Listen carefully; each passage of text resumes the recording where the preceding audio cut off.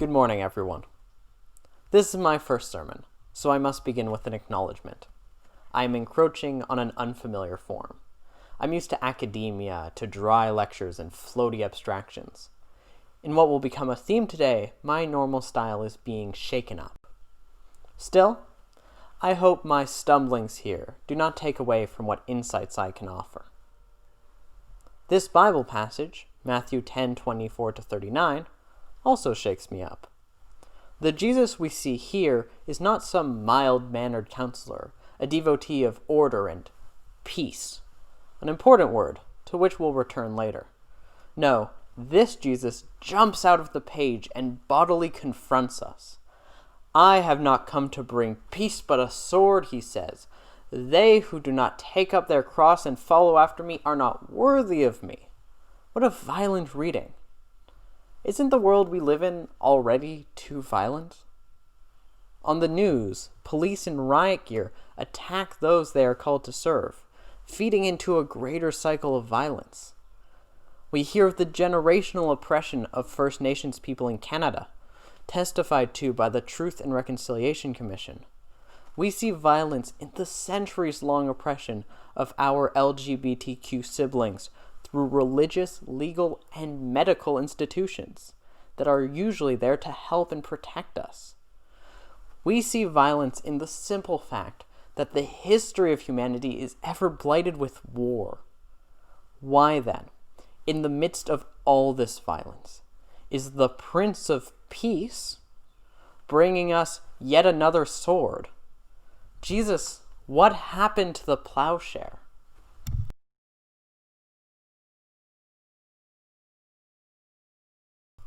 A dear friend once told me that the work of philosophy is to break down our preconceptions, the comfortable ideas that we usually leave unquestioned, and then to build a stronger foundation from the rubble. This is dangerous work. Having our cherished ideas challenged can be very unsettling. Think about the word unsettle, to leave home, to be uprooted. It's a very physical word. Having moved many times over my lifetime, I know how unsettling it can be to leave home. You need to make new friends. You need to understand new social groups. You need to find out where to buy the best sushi. It's difficult and a bit scary. To leave our spiritual or our intellectual home can be just as unsettling. We need these ideas to make sense of the world, so questioning them leaves us without foundation in a now indecipherable world. It shakes us up. Faced with Bible passages that challenge our preconceptions, the first instinct is often to turn away from the page. When I read this passage to my parents, their first response, like mine, was along the lines of, I don't know why this is in the Bible. These are the passages I don't get. Or, to quote Reverend Ellen, I'm glad it's you preaching and not me. Why do we find this passage so viscerally unsettling? What precious idea is it shaking up? I think it's the idea of Jesus meek and mild, the soft, cuddly Jesus who loves and doesn't ask for much, except for maybe showing up to the Sunday Zoom, perhaps, if you feel like it. What I like to call Christian pop Jesus. Our subconscious Jesus is not one who tells us, you must be prepared to lose your family, your friends, your very life, to be crucified alongside me. The text Jesus is bringing a sword to the piece of our idea of Jesus. The German theologian Bonhoeffer describes this dilemma in his book, The Cost of Discipleship. Faced with the text challenge, he writes, we can either ask, like the serpent in the garden, did God really say that? Or we can simply obey. We can turn away from the text and live as if we never read it, falling back on the softer Jesus who loves everything and demands nothing. This instinct would give us a nice, easy path, but not the true path. To get there, we have to let the passage take us by the shoulders and shake us out of our simple preconceptions of Jesus. It is uncomfortable, but we will emerge with a more nuanced perspective on Jesus, the disturber of the peace.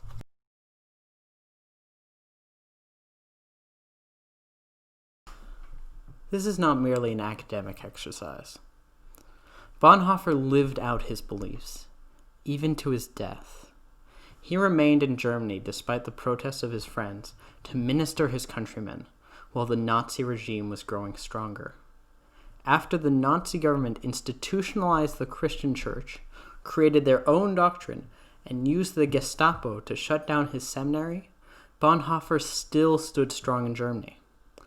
He was eventually sent to a concentration camp and executed on April 9th, 1945. He followed his convictions to the very end, a single-minded disciple. As Jesus commanded, he took up his cross and followed Christ to Calvary. We are blessed not to live in Nazi Germany. But what if we were? Are we also called to the cross? Are we honestly ready for that? Bonhoeffer lost his family to that murderous regime. As his friends began supporting the Nazi Party, he felt completely isolated. As he wrote to legendary theologian Karl Barth, I felt that I was incomprehensibly in radical opposition to all my friends, that my views of matters were taking me more and more into isolation, although I was and remained in the closest personal relationship with these men. And all that made me anxious, made me uncertain. And yet, Jesus still tells us, what I say to you in the dark, tell in the light. What you hear whispered, proclaim from the housetops. To proclaim the truth against the pressures of society is dangerous. Just as light both drives out and reveals darkness as dark, truth reveals and challenges injustice. Throughout history, dissidents have been silenced and murdered. The Romans crucified Jesus, crucified him, one of their most extreme forms of execution. In Luke's Gospel, Jesus' accusers claim, "We have found this man subverting our nation. He opposes payment of taxes to Caesar and claims to be Messiah, a king." Even just the accusation of promoting a competing political system was enough for the Romans to kill him. In modern times, we see activists imprisoned and journalists silenced around the world. Truth is dangerous. Yet still, Jesus tells us that we must proclaim it from the housetops. However, we shouldn't only look at the challenge of the text. I've once read that the purpose of religion is to comfort the afflicted and to afflict the comfortable. Where is the comfort in this passage? Jesus tells us to have no fear of those who would persecute us, for nothing is covered up that will not be uncovered, and nothing secret that will not become known. Yes, Jesus acknowledges, those who embark on the path of discipleship will face hardship. After all, so did he. However, we can always hold on to hope, to faith, trusting that truth will prevail. Truth will prevail. But this does not mean that we can just wait around, trusting and believing, sitting around until God fixes everything for us. No. We're falling back into an easy faith that demands nothing of us, what Bonhoeffer called cheap grace. Jesus calls us to be the bearers of truth, to spread the gospel, the good news, even to those who wish us harm. Truth will prevail. Justice will prevail. God will prevail. Yet none of this will happen without us embarking on the path of discipleship, of accepting costly grace, a faith that does not sit down but runs out to meet the other. Those who find their life will lose it, and those who lose their life for my sake will find it. Are we prepared for that? Are we willing? Honestly, I don't know if I am. I just pray that when the time comes, I remember Christ's words, "Be not afraid."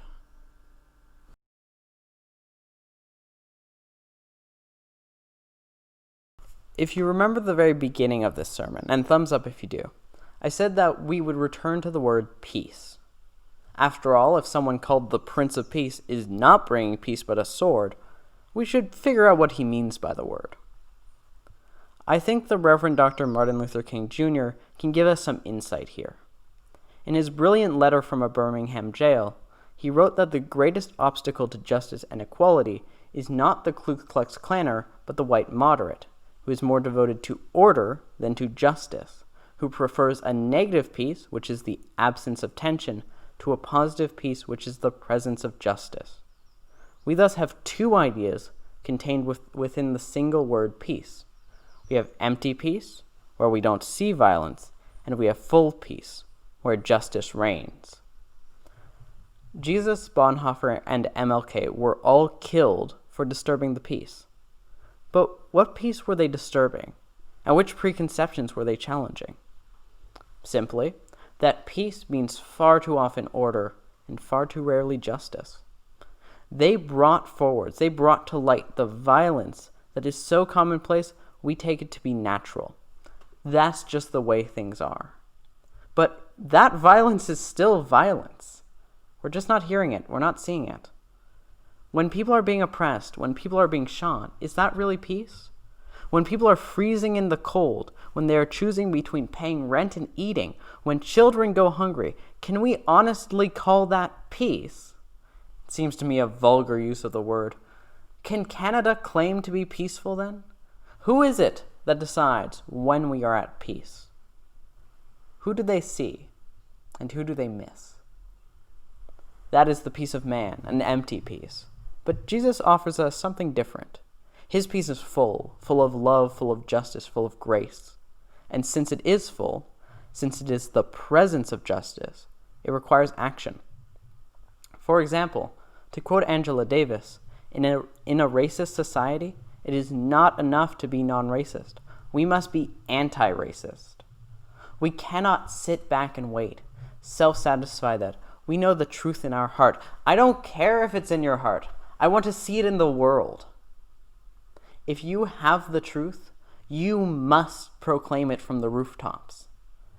After all, Jesus did not say, "Whoever acknowledges me in their heart," as they were watching the sermon on the couch, "I will also acknowledge before my Father in heaven." No, he said, "Whoever acknowledges me before others, before other people, I will also acknowledge before my Father in heaven." To Jesus, faith isn't something internal. It is lived out in community, even when it's really hard, even to the cross. We don't have faith alone.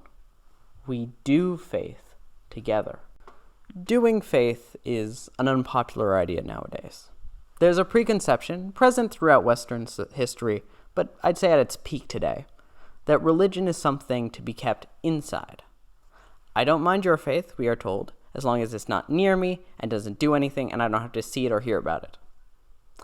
There's the religious world, here's the secular world, never the twain shall meet. Yet, as easy as that would be, as comfortable as that would be, it would not follow the path of Jesus. To God, there is no religious and secular. There is only the world, the one world that God created. And it is in this world, it is in God's world that we must act. Religion cannot only take place in the private sphere, between people of good connection, within small relationships. It must be made public. It must resist institutions of injustice, the institutions of oppressive order. It must take care of the other, of the widow and the orphan, of the cold and the hungry. We have before us the negative piece of order and the positive piece of justice. The first requires nothing from us apart from civility. The second requires kindness, justice, advocacy. The first is easy, it's comfortable. The second is anything but. However, Jesus did not get crucified to give us easy lives, to show us the path of comfort. Jesus came to be the disturber of the peace.